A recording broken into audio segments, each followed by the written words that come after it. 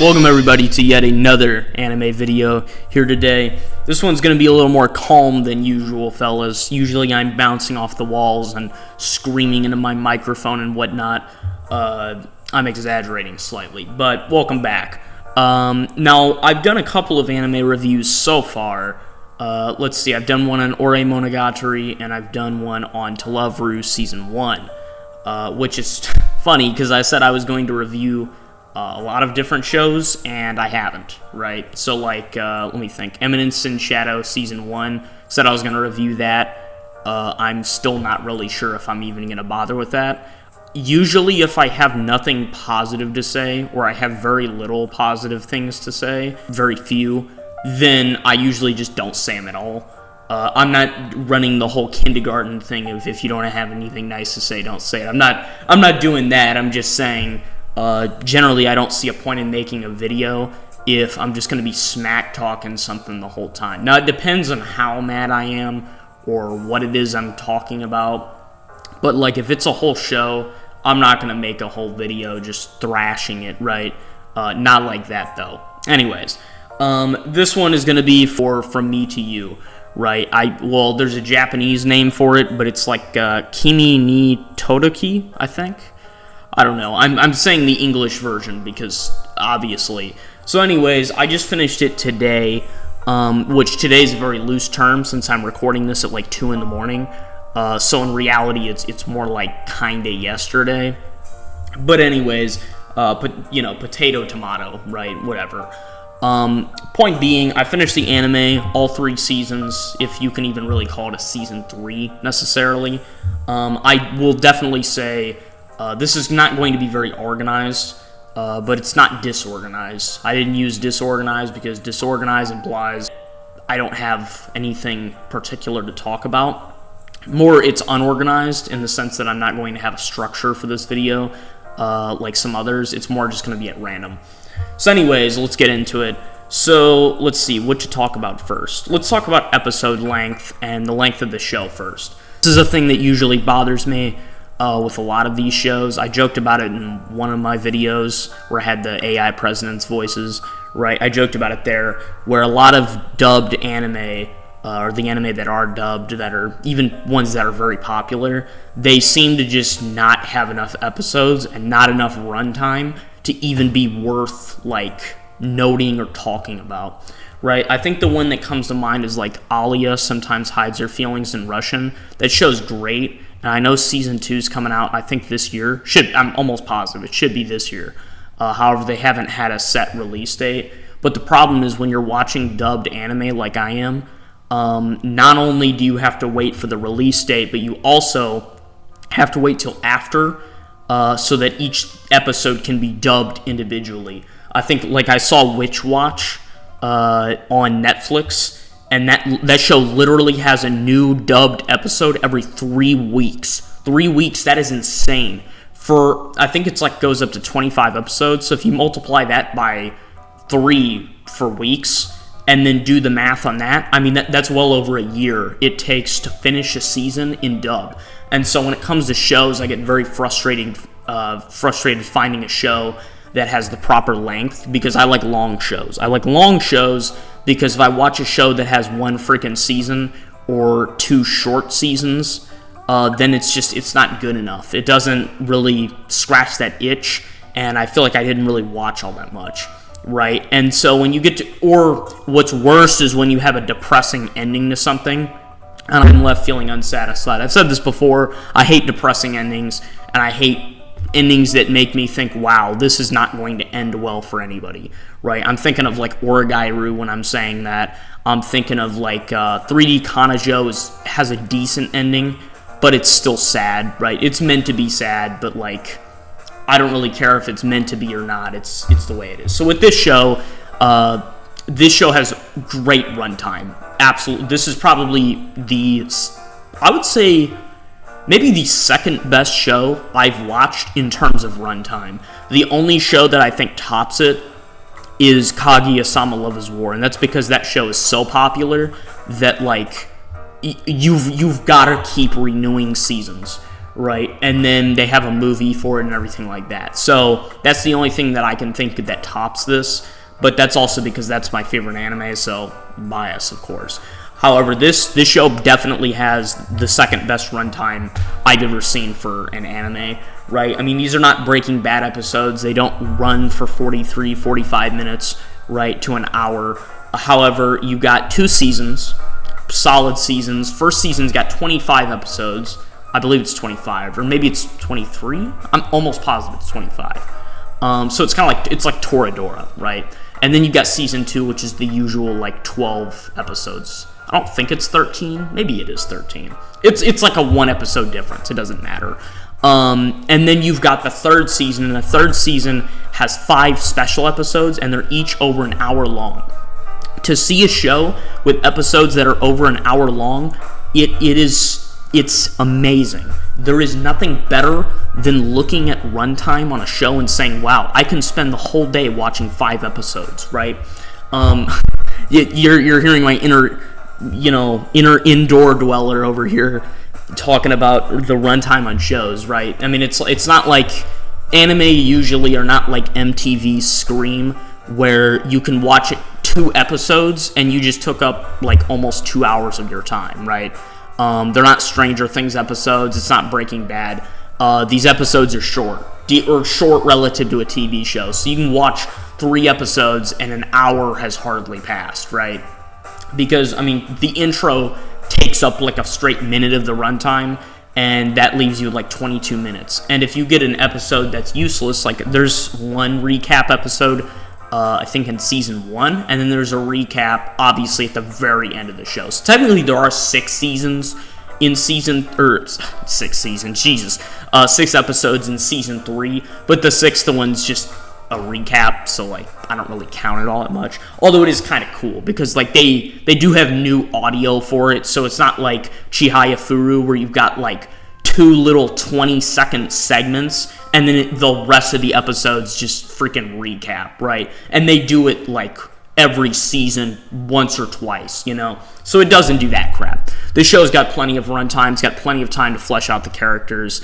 And it definitely leaves you satisfied with every person. I don't, with the exception of maybe Ayane, I feel like everybody gets the runtime they deserve, and nobody gets screwed out of an ending or screwed out of some sort of positive thing. And I don't feel like any character got the short end of this. Actually, that's a lie. We'll talk about the characters in a second. I remember one, but we'll get to that. So anyways, runtime, amazing. Perfect time for everything. An hour plus episodes is great. And it happens for 5 of them. So 5 episodes in season 3 all have that kind of runtime, and that's fantastic. So that's a huge plus on the show. That adds a lot of points in my book. I like long shows because short shows are just, they depress me, right? Okay, moving on to, I'm not going to talk about the plot. I never talk about the plot in these reviews, really, unless it's like something I'm ranting about. I will say my comment about the storyline. The storyline is great, and everything goes properly. I don't feel like anything is obnoxious. There are a couple obnoxious moments in the show, but there's nothing that's like, oh my god, this sucks now, And there's never a moment where I'm like super agitated at everybody. There is one point in the show that I made a meme about that we'll get into in a little bit. That moment's like the only time in the show where I'm like super confused and I'm like, what the hell is going on, right? Are you people primates? Is this hard to understand, right? I mean, it's like, everybody suddenly goes to like, I don't know. They devolve for a little bit, but that's only for a few episodes, and it's not really that bad. And it also isn't like a super big punch to the story. So there's that. In terms of my total rating, I'll just get the rating out of the way right now. I would say this is probably like my top 8 favorite anime. I say 8 because I had to compile a bunch of like my favorite anime recently, and you had to put 9, and for the 9th one I put Lord of the Rings as a joke. I'm not going to bother explaining it. It was a thing online. But anyways, yeah, so top 8 favorite anime, it's on the list, right? Now, it's of course not as good as Kaguya-sama, it's not as good as Harumiya, it's not as good as Quintessential Quintuplets, but, like, I never expected this to top those. I mean, I don't even think that's possible, I'm going to be totally honest. To top, I mean, at best, they're topping Harumiya, but they can't touch, nothing can touch Kaguya-sama Love is War, and nothing can touch Quintessential Quintuplets, not for me. And so anyways, my rating of the show would probably be like a 9 out of 10. Now, I know that I rated Ore Monogatari higher in my last review. I rated it as a 10 out of 10. But if you remember my reasoning for that, if you watch that video, my reasoning was essentially my rating is based on, like, brackets. And so, like, this is a different category. This is a different bracket of show. And so it's on a different level. And so on that level, it has its own ranking. So, like, you can have a show that's at the bottom bracket that has a 10 out of 10 because that's, like, it achieves what it tries to achieve, right? However, relative to other shows, even if the shows that I'm rating lower are rated that way, that doesn't mean they're necessarily worse. It's hard to explain. But, like, this show, there are things left out, which is why I don't give it, like, a 10 out of 10 straight, but I do think it's better than Ore Monogatari, not because the other show is bad, but just because this one has a lot more depth to it, and there's a lot more to enjoy. Anyways, let's talk about the characters, because that's really, like, the big part of these reviews. So let's go through each of them. Let me talk about the characters that are kind of just there, and then let me talk about the characters that I think are absolutely the best. So, starting off with Sawako. Sawako is the main character. She's a great main character. She develops with, I mean, she has some of the best character development I've seen in a while. However, she's also not, like as a viewer, she's not super exciting. She's not, like, very charismatic. She's not a huge dramatic character. She's not hilarious to watch most of the time. Now, she has funny moments. She has great moments in the show. And this is not to say that she's a bad character at all, because she's definitely one of the best written characters in the show. However, just personally, she's not my cup of tea, right? I mean, remember, I'm watching Star Wars, I'm watching freaking Gotham, you know, I'm watching Better Call Saul, you know, and so it's like, well, you think about what my taste in characters are. I'm used to, like, dramatic characters that have deep traits. They're very complex, right? But they're also not frustrating to watch.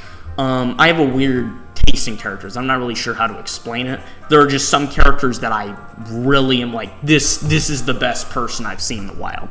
And that's the case with other characters in the show. So Sawako's there. Obviously, she's not forgettable. There's no character in the show that is forgettable besides, like, obvious background characters.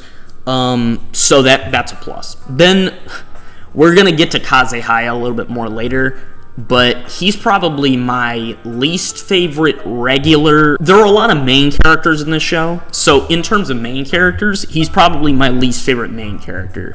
I'm going to go into that a little bit more, but the main reason is that I don't find him particularly interesting. I don't find him particularly appealing, and that man sparks a lot of red flags for me.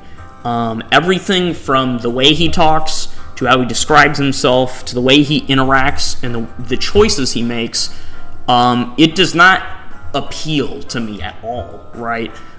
Which, I mean, he's kind of a good person, but you can't, and you see everything from his perspective. That's really the only saving grace you get with a character like him. If the story was not third-person omniscient, then a character like Kazehaya would be a bad character. The reason that is you cannot trust things they say or do. They do weird things. They do counterintuitive things. And so when you get a character or a person that does stuff like that, you need to know what they're thinking to understand why they're doing what they do. That's the only thing that separates them from being a good or bad person, right? And so with Kazehaya, his only saving grace is that you can hear and see what he's thinking. You see his private moments. You see how he, like, comes up with things. And so the sad reality of his character is that if he were a real person, he would be the kind of person that you're talking about. And when you think of, like, if you went to a Reddit story, he's the bad partner, right? That's what you get. And the only saving grace for him is that you know he's trying in his own way. But his own way is not necessarily good enough, right? We'll get more into him in a second. Next, you got, like, Chizu. Chizu's a great character, definitely good comic relief, but she's also an extremely deep character. Everyone in this show is very depthful, very interesting. Even the characters I say are not interesting, that's in terms, like, relative to the show. However, as a character themselves, yeah, they're interesting, right? There are no boring characters in this show. And so with Chizu, there's not much to be said about her, but she definitely has the funniest moments in the show, and her bond with Sawako and Ayane is definitely fantastic. She is a 10 out of 10 friend, and her interactions with Ryu are absolutely amazing. They're hilarious, and they're emotional. Now, I want this to be noted, at no point during the show was I emotional besides with another character. Now, emotional did not mean crying, okay? This isn't Stranger Things. This isn't like Breaking Bad, right? There's no crying during this show, all right? This isn't even like quintessential quintuplets, or at least for me. You might, someone else might, but not personally. Next character we're gonna go into now that we're kind of out of the characters that I think are just sort of I don't want to say I'm indifferent to them, but I'm indifferent to them. They're there, but like they're not the people I'm going to be hyping up after the fact. The people I will be hyping up are ironically two of the three are characters you're not really meant to like. And so it's kind of funny that you do. Now they do get a sort of quote unquote redemption later. However, I never really disliked them in the first place. So let's see, the best example of this is the one, the only Kurumizawa Ume. Okay, now they build her up to be obviously an antagonist, right? She's probably the only one that's like a quote-unquote villain in the show, but not in the way you might think with some of these other ones, right? She's kind of like a chihuahua. She barks a lot. She's kind of annoying, but like, what's it gonna do, bite you? You know, it's like, she's not gonna do anything. Okay, she's not physically imposing. She's not super slick and charismatic. Okay, she's not rich. She's not influential. She's of no physical threat to anybody. So the moment the whole rumor thing starts to go away, then any card she had in her hand is gone. Okay, now she tries a little bit of crap by trying to befriend Sawako and all that. And it's funny because on High Anime, this is before I started watching the show on Netflix. So for season 3, I watched it on Netflix because it's not on High Anime, and then I watched parts of season 2 on Netflix as well. But on High Anime, dude, people freaking hate Kurumi. Any character that's like really hateable, dude, the people on High Anime, they're bloodthirsty. Okay, in the comments, they're like, oh, kill her, skip this, get her off the show, right? But I mean, I wasn't like super opposed to her at first, but I was like, yeah, she's playing you, obviously. Anyone can tell, right? Which he was, which Sawako's reaction to learning that Kurumi was manipulating her is pretty funny. Just because she's like, I could have sworn I think there's someone talking behind you, and it's like, no, it's me, you idiot, you know, and that kind of thing's funny. And the reason I describe Kurumi as like a chihuahua is because no matter how she tries to be threatening or imposing or to get in your way, it's more comical than anything. It's like, oh, that's adorable, you know. It's like, it's just like a dog running around you. It doesn't really do anything, you know. It's just, yeah, I thought she was more amusing of a character than anything. And honestly, I think if there's one character in this show that got the short end of the stick, it's her, right? Which, I mean, you could argue at the beginning, it's like, oh, well, you get what you deserve. But also, not really. I mean, there are so many worse people that you could have, right? She's like the bottom of the list, okay? I mean, this isn't like freaking Sid Kagano from Eminence in Shadow, where he's like just this absolute piece of filth that's downright psychopathic, right? But it's like Kurumi put in the work, okay? She put in the effort. And it's like, the whole time I was thinking like, oh, Kento's gonna be her placement, given how everything was going, right? But that was before it really went into depth with like Ayane's character and everything. And so I was like, okay, well, that's how this is gonna work. She's gonna get a redemption and it's gonna be much better. Well, in the anime, she didn't get that, okay? She didn't get any of that. So she kind of just has an episode where she's like reflecting on everything, and that's it. She doesn't get any, like, anything beneficial. She kind of just gets screwed, which it's like, I get it, but also there are so many better things that could be done with her, you know? And it's like, she never really bothered me all that much, and so it's just kind of, it's sort of sad because it's like, I mean, you have somebody who's genuinely trying and they're not, like, I mean, she's, of all the people I've seen, especially in fiction, she's not malicious at all, right? And so, yeah, I was just kind of sad to see she got the short end of the stick with that. She's really the only character that gets the short end of the stick, which, compared to, like, some of the stuff that happens later in the manga, from what I've looked up, that's a necessary sacrifice, right? Yeah, I mean, if she gets screwed instead of like Ayane or something, then I'm fine with that. Next, moving on to peak. The two most peak characters in this show, Kento and Ayane. Ayane is pretty funny because in the first episode, I thought she was going to be like a bully character. Just something about how they portrayed her. And so I called her, because of her, the way they animated her lips is so weird. Right? And so I called her Angry Birds for the first 3 episodes, right? And so it was like, because she has almost this beak with how they animated it. And they like flip back and forth between these weird art styles. And so there's like the normal art style, then there's the sort of cartoony, like silly art style. And so she had the weirdest animation. So I called her Angry Birds.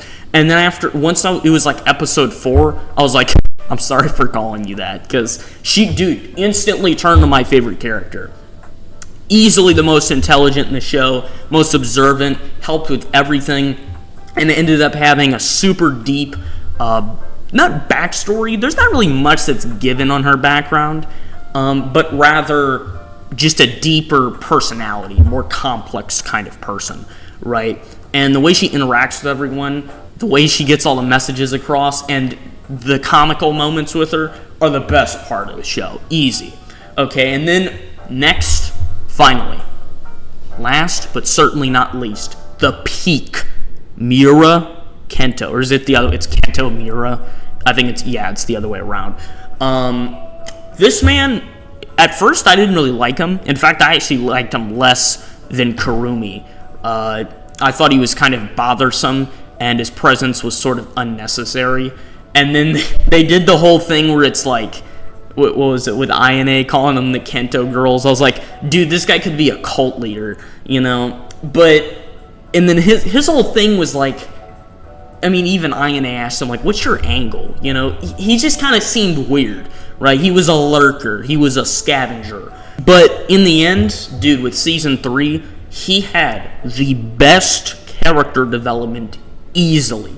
He became so enjoyable. His scenes were very amusing, right? Very entertaining, a lot of funny moments. And his relationship with Ayane, that growth was fantastic. So the only emotional part of this whole show was his whole thing at the with the stairs. I'll put up an image of it, right? And he had that bouquet of roses, and it got stepped on by the character Joe. I call him Polytoad because he's got the weird swirls on his cheek. Yeah, like he's a clown. But you know, besides Joe and everything, this man Kento, he did everything. he pretty much did the total and complete opposite of what Kazehaya did. Because Kazehaya, he sucks booty cheeks at communication, okay? This man, Miura, he blew him out of the water, okay? He smoked him. He said everything he needed to say. He said it nice and powerful. That moment, that confession, season 3, peak, okay? That was amazing, all right? That was... It was stunning. It was shocking. It was amazing. Okay, that was easily the highlight of the show. Now to talk about goofy stuff with like minor criticisms before we wrap up here. So now that we've gone through all the... Well, actually, there's one last main character. Well, okay, not main character, but one last character that's significant, and that's their teacher, which is Kazuichi Pin, all right? I didn't name the guy. Basically... Dude, he's hilarious. His scenes are amazing. I just, like, he is everyone's wingman. He's the best. And he's such a man-child. But he's great. His character, everything he helps to build, all the character growth that surrounds him, is fantastic. I know there's a lot more purpose to him in the manga. But, like, we'll get to that in just a minute here. Now that we're done covering the characters, let's talk about goofy stuff. So Kazehaya is probably the worst at communicating I've ever seen in anime history. I'm not kidding you. I'm trying to think of who's worse at communicating. Okay, now he doesn't have the lowest charisma. He's not Nishikata, but like even Nishikata he's a decent communicator. Like he talks, right? He can say what he wants to say. This man, Kazehaya, he's in a relationship, and he's got all these things going on in his head. Okay, he's like, well, I gotta do this, and, you know, I want to make sure that this emotion comes across properly. Okay, and I want this to last forever. Well, that's great, man. So are you gonna, like, do something about that, or are you just gonna stand there and keep your distance? Why are you keeping your distance? What are you doing? And I get his whole character thing, okay, but he's constantly under this, like, I'm a selfish person idea. And now this is kind of a paradox, especially given the context of the show. So I'm not going to explain why it's a paradox, but it's essentially, if you think you're a selfish person, and everyone tells you you're not a selfish person, but you're constantly under that impression, and then you say and think in a selfish manner, are you a selfish person?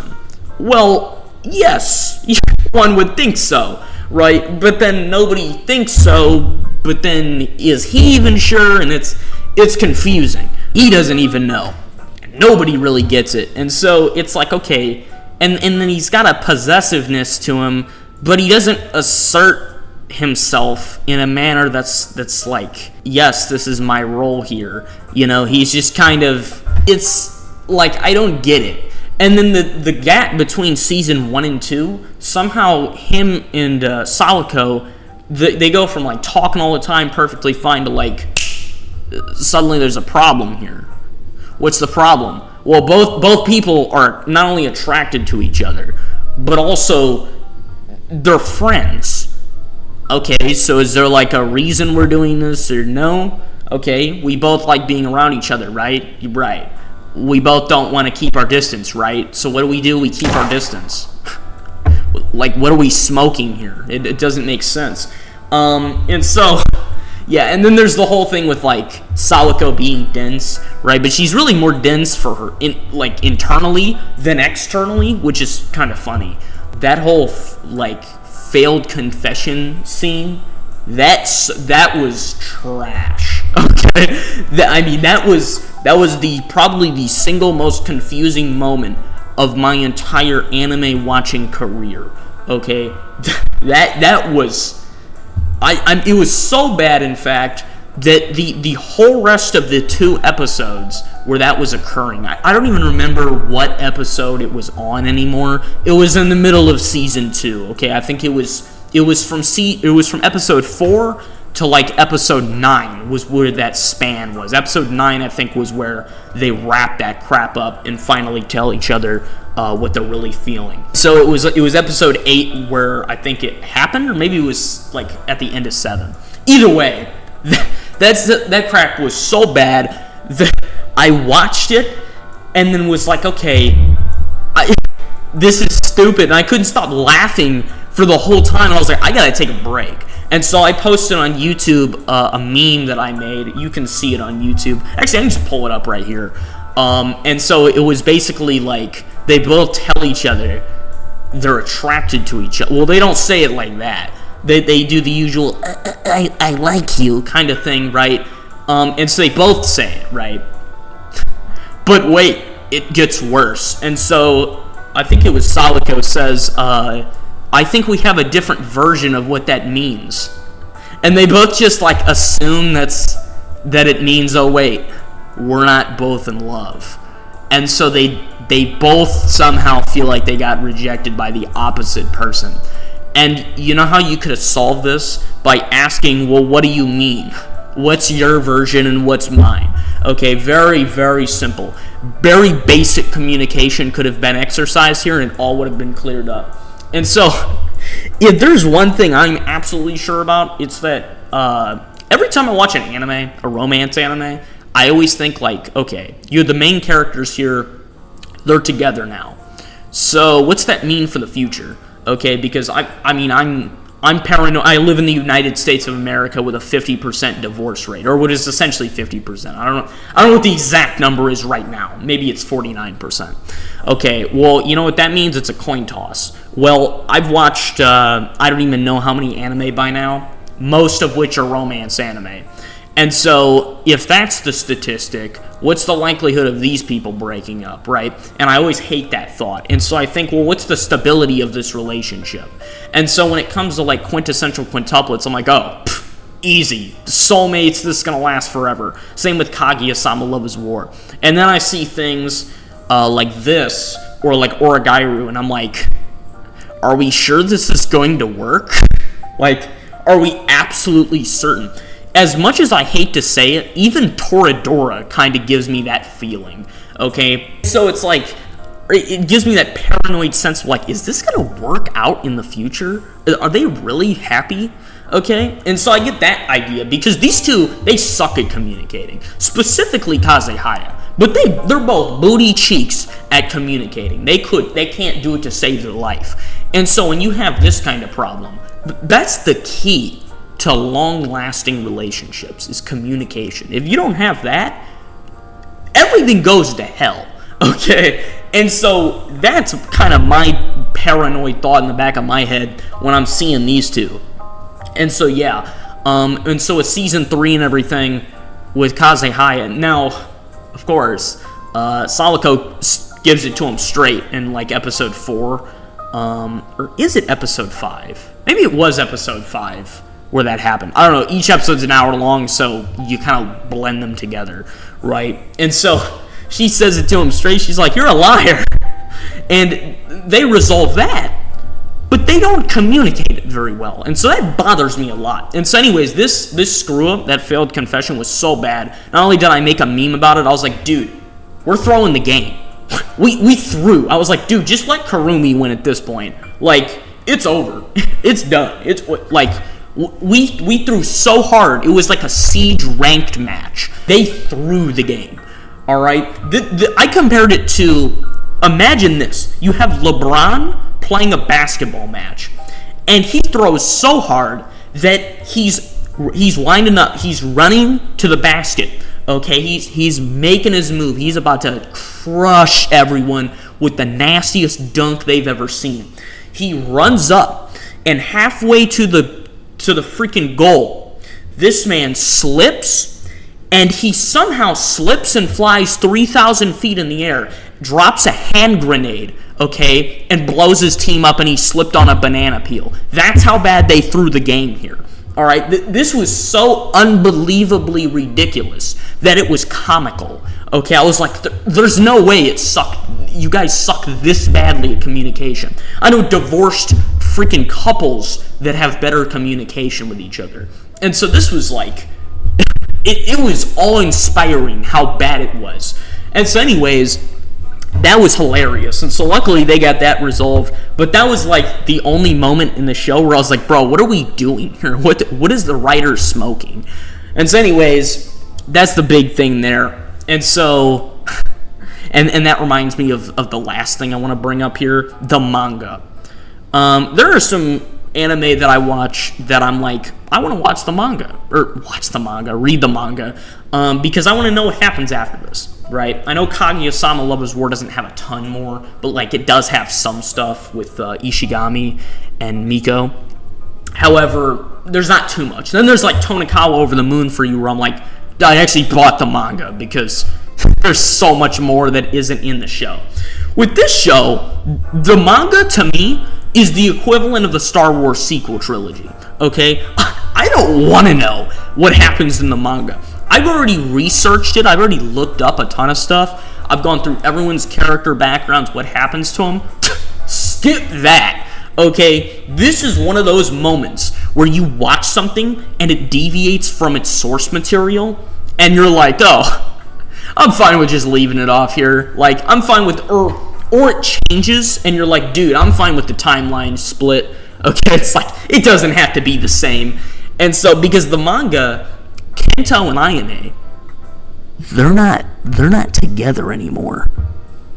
I was like, what is this madness? I looked it up, because I was like, oh, these two are, they're set. Honestly, they're really similar to each other when you think about it.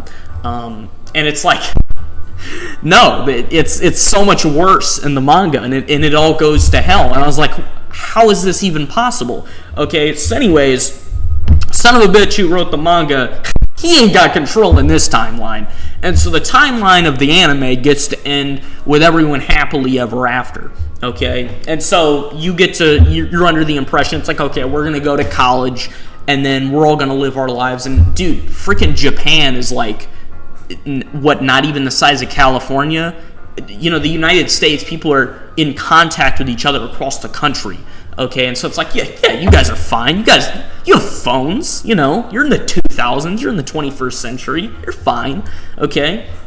You can drive to your locations, okay, wherever you live. And so they get to live happily ever after. Everything's fine, okay? Because, it's not like the manga ends with the apocalypse, but still, it's like, all right, well, if we trade Karumi for Ayane's fate, dude, I'll take that deal any day. So Ayane and Kento are totally fine in this timeline. Okay, so that's a fortunate thing. I don't have to sit here like Star Wars, where I'm watching Revenge of the Sith, and I'm like, oh, well, maybe Anakin won't turn to the dark side, and then he chops off Mace Windu's hand. You're like, this is the movie I'm watching. And so it's the same thing here. It's like, okay, well, this time the timeline can split, and there's nothing you can do about it. And the show's over. That's for dang sure. So anyways, the manga, you can flip the bird, and the show ends on a positive and light note. So yeah, my thoughts on the show, it's fantastic. I would absolutely recommend watching it. If there's one character that I probably have a dislike for in the show, it's Kazehaya. He's fine. I kind of like him, but he's got problems. And I don't think he's even a suitable partner at all. Just everything about him rubs me the wrong way. He's the guy you see in a divorce magazine. He is, okay? And guess whose fault it is? It's his. And so anyways, that's all I got. That was from me to you. Joke somewhat intended, if you even take it in the manner of which I said it. This show's great. I absolutely recommend it as an anime. Next anime I'm watching is, you probably didn't guess it, but you may be cheering once I say it. Rascal Does Not Dream of Bunny Girl Senpai. Okay, I think that's the English translation of it. I have no idea what the Japanese version of it is, but that's what we're doing. Because I've seen way too much on it, and I'm tired of seeing freaking clips from it and not having seen the show. So that's what I'm doing next.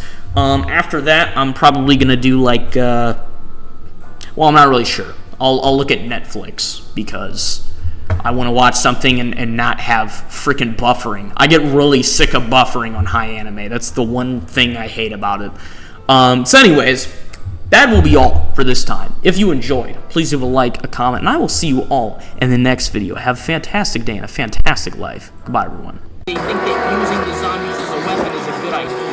I just missed every single shot in an enemy that was 1 inch in front of me.